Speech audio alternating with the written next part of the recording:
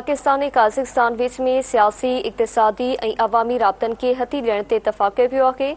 नायब वज़ीर आज़म इसहाक़ डार जी काज़ाख्स्तान जे सदर सां मुलाक़ात थी आहे।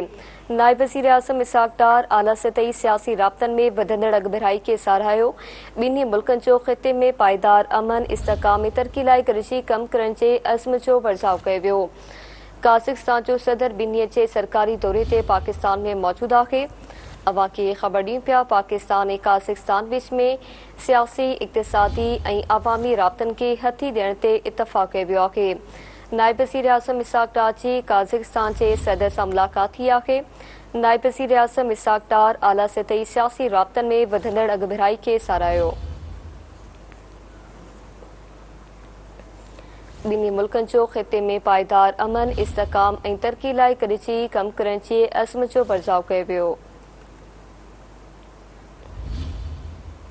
काज़ाख्स्तान जो सदर ॿिन्ही जे सरकारी दौरे ते पाकिस्तान में मौजूद आहे।